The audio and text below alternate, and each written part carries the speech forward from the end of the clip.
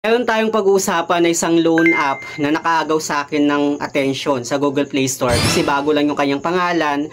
Pero nakakagulat lang kasi umabot na sa 100,000 yung kanyang downloads. So it means marami na siyang user or marami nang gumamit sa kanya at marami na ring nakautang sa kanya. Kaya naman uutangan din natin siya, no? Para malaman din natin, 'di ba? Mali mo baka okay din pala siyang magpautang. So kung interesado ka dito na naman sa panibagong topic natin about utangan platform, keep on watching.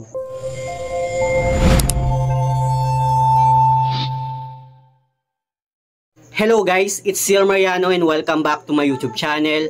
At kung hindi ka pa nakapag-subscribe sa aking channel, please subscribe dahil palagi ako nag-share ng mga experience ko at nag-review ng mga online learning platform kung legit ba o hindi dito sa ating channel.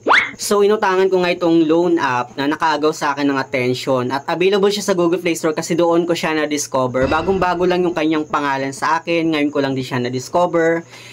Pero nakakagulat lang kasi 100,000 na yung kanyang download. So ibig sabihin marami nang umutang sa kanya and iniisip ko baka legit itong loan app na to.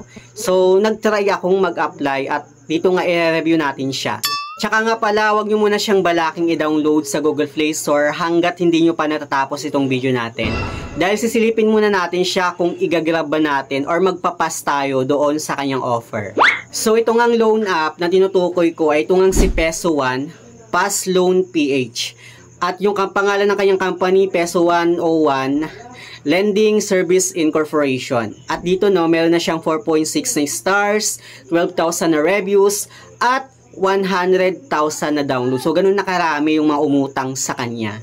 So, dinownload ko na nga itong loan app na to at pagka-open ko, dito meron siyang hinihinging permission, authorization notice, gaya na lang ng ating camera, location, SMS, app list, at yung ating device data. So, ibig sabihin nun, magkakaroon sila ng access doon sa mga permission na hinihingi nila. And wala tayong option. If ever na magdi-disagree tayo, tinry ko yung disagree, bigla akong exit. So, kailangan talaga nating mag-agree para makapag-proceed tayo doon sa kanilang application. So, nag-agree na nga ako para makapag-proceed at dito sa kanyang dashboard, nakalagay sabi niya, Flexi Credit, yung loan term daw niya is 91 to 360 days and yung rate niya is 0.05%. At dito no, yung loan amount na pinapautang niya is 1,000 hanggang 50,000 pesos. Dito, kailangan natin mag-provide ng cellphone number na gagamitin natin sa kanilang application. And then, ilalagay lang din natin yung verification code or yung OTP na na-receive natin. And then, balik ulit sa yung dashboard, click lang natin yung apply now. At dito nga, no, sabi niya, to improve your application success rate, please ensure to authorize the application usage permissions, follow steps. So, kailangan natin i-continue and then, ayun nga, kailangan natin siyang i-allow doon sa ating usage access. So, doon pa lang medyo nag-aalinlangan ako, no? Kasi parang binibigyan natin ng authorize itong loan app na to na magkaroon ng access sa cellphone natin. Pero since nandito naman tayo sa loan app na to, sisilipin na lang natin siya at ito ko-continue lang natin para malaman din at maging aware din yung marami sa atin. If ever na nakita nyo nga siya sa Google Play Store. So, inalaw ko na lang siya. At dito nga meron tayong mga fill upan na information katulad na lang ng ating general information, ID authentication, tsaka yung ating withdrawal account. Sa kanyang general information, pipilapan natin yung ating credit card numbers, educational background, tsaka yung ating job category.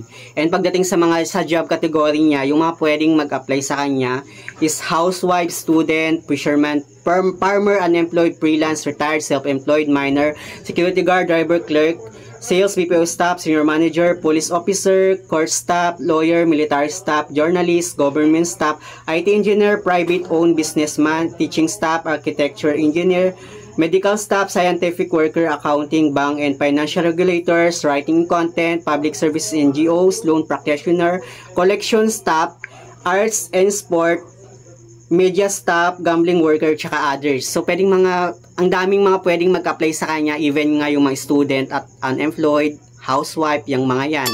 Sa other personal details naman natin, pipilapan natin yung ating merge status, type of property ownership, household address, complete address, tsaka yung ating email. And then dito sa baba, huwag na nating pilapan kasi optional lang naman siya. Sa kanyang contact information, bali 5 contact reference yung hinihingi niya. At dito naman sa ID authentication, Bali magpe-facial verification tayo para ma-verify na tayo talaga yung umuutang sa kanilang app. And then dito na magsasubmit tayo ng ating valid ID. Yung mga ID na hiningi niya is yung UMID, passport, driving license, SSS, PRC, postal ID, national ID na electronic, GSIS, at yung ating PhilHealth ID.